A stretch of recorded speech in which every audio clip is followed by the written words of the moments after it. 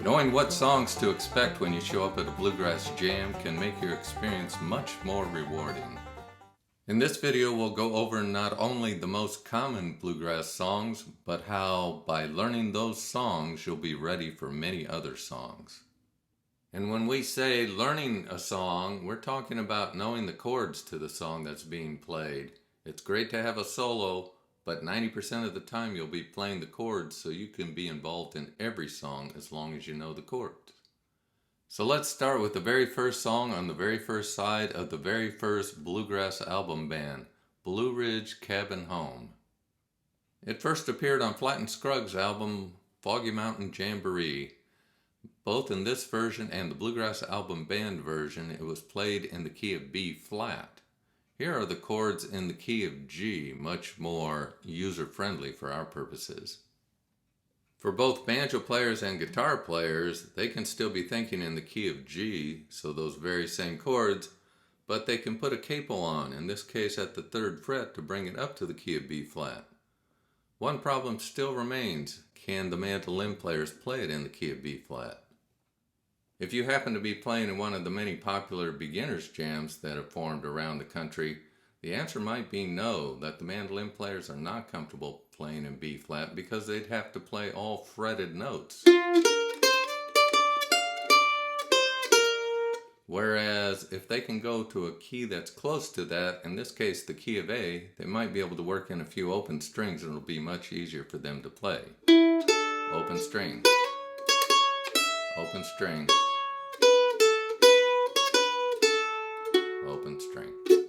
Keep in mind that there's certain jam etiquette, such as the person who calls off the song gets to pick the keys. So if they're singing it in B flat and they really want to sing it in B flat, then we need to accommodate them. Let's move on to the next, which I consider to be probably the most popular bluegrass jam song. It's called Bury Me Beneath the Willow. And it appeared on this album with Ricky Skaggs and Tony Rice, called Skaggs and Rice. And it was first recorded by the Carter family back in 1927, the very first recording session they ever did. The difference is, here they did it in the key of G, and for the Carters they did it in the key of B. This brings up the point that female singers will sing in higher keys than the guys typically will. So in the case of the key of B, that might be a case where you might ask them to move it to C to make it a little more friendly for the chords that you're familiar with. Here are the chords. And here they are in the key of C.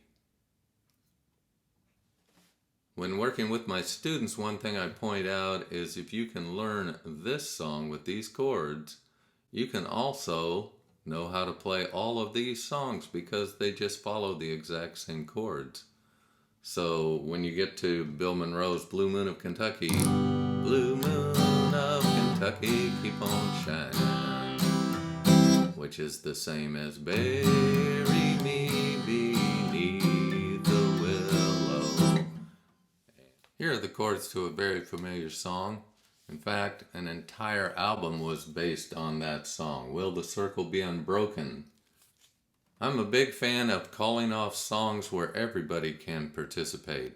So a song like Circle Be Unbroken is great because the chords are the same for the verse and the chorus as they have been for the previous songs we've gone over. The verse: I was standing by my window on a gray and cloudy day. The chorus: will the circle be unbroken by and by, Lord, by and by. So choosing a song that has a familiar chorus like that gets more people involved. Everybody jumps in on the singing, even if they haven't been able to play long up till then. Here's another bluegrass standard, Rollin' My Sweet Baby's Arms. Once you know that song, you could also play the chords along to any of these songs. It's the exact same progression. So learning to recognize that helps you get more confident with your chords rather than having to look at a page or look at the guitar player across the room there. Our next song was recorded by all the first generation bluegrass players, including the father of bluegrass, Bill Monroe. It was also recorded by the Stanley Brothers, and it appeared in Earl Scruggs' banjo book, so Flatt and Scruggs recorded it. All the good times past and gone. Here are the chords. The thing that makes this song different than all the ones we've done so far is that it's in 3/4 time. So we now have a rhythm that goes like, we affectionately call that pa. Guitar players can hit a root, strum, and so with the mandolin players they can hit the 4th string, strum, 3/4 time. 1, 2, 3, 1, 2, 3, cast and gone. Amazingly, the gospel song Amazing Grace uses the exact same chords and is also in 3/4 time. As you go around the circle and people call off songs, you'll find that a certain song title will trigger another. In this case, Amazing Grace was a gospel song, so somebody might say, well, I know a gospel song, and very likely it might be I'll Fly Away. Here are the chords for that song. It turns out, if we think back, Circle Being Broken had the same chords. One thing that's different about this song is the melody changes when you get to the chorus. Keep the same chords. So the verse is, some glad morning when this life is over. But when you get to the chorus, it changes to, I'll fly away, oh glory. But same chords.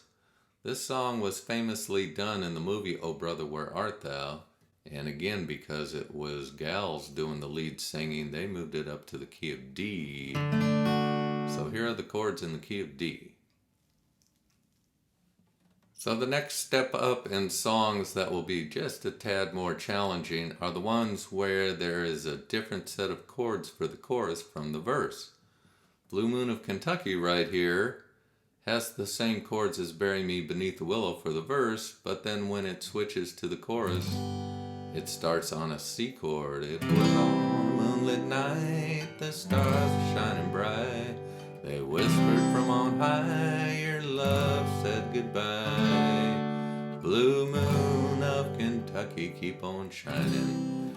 That part right there sometimes is referred to as a recap, because if you look closely, the last 2 lines of the verse are exactly the same as the last 2 lines of the chorus you just did. You'll find that when you have a song that has a different verse than chorus, you have to be prepared for which part of the song people are going to play their solos over. So another song that has a different verse than chorus is called Think of What You've Done, the Stanley Brothers song, sometimes referred to as Heart to Heart. The verse is, heart to heart, dear, how I need you, like a flower. So that's the verse, and oftentimes a banjo might play that instrumentally before people come in singing.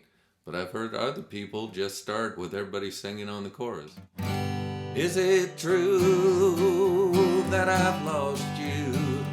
Am I not your own? Perhaps the most popular bluegrass jam song ever is on this album, J.D. Crowe and the New South, Rounder 44, called The Old Home Place. Here are the chords in the key of G. You can see that it brings in a B7 chord, which if you're a banjo player and you don't have a B7 chord, just play a bar at the 4th fret and you'll have a B chord. But if you're playing in the original key of that album, you're in B flat, so that equates a D7 chord. But originally that song was recorded by the Dillards, and it was played in the key of A, so that created the need for a C-sharp 7 chord, which would be 1 fret above your C7 chord for all you mandolin players. It's been 10 long years since I left my home. So all the songs we've gone over up to this point are very common at your local jam, and we went over them progressively from the easiest to adding a little more degree of difficulty as we went along. At this point, we want to mention that you want to try to avoid what's called a jam buster. That'll be a song where somebody calls it off, and after they try to kick it off or things get going, it just seems like people can't follow along. So here's a song that's a very popular bluegrass song called Fox on the Run, but just take a look at it. There's 3 different parts, and then when they start singing like a fa, how many times do you do that? And who does those parts? So, not a good song to call it a jam. Great bluegrass song, but there are many songs like that. Here are a couple others. The song Rocky Top, although very popular, can be a tough one to play. So in that case, you just survey the group should somebody be calling it off. How many of you know it? If you have a quorum, go for it. The first song many banjo players learn is Cripple Creek. Sometimes that's not a good one to call off because be sure that you know the rhythm to any song that you call off. A lot of banjo players are notorious for kicking that off and then they just keep playing the melody. The idea in a bluegrass jam is to have each person go around the circle and be playing the solo, not just you playing it over and over. Lastly, there's going to be those songs that seem to have been played ad nauseum to where people at a particular jam just say, well, let's not do that one. Wagon Wheel sometimes falls into that category. It's a great song. It gets everybody singing along on the chorus. I personally like it, but at some jams people say, well, we've done that a little bit too much. So just be sensitive to that.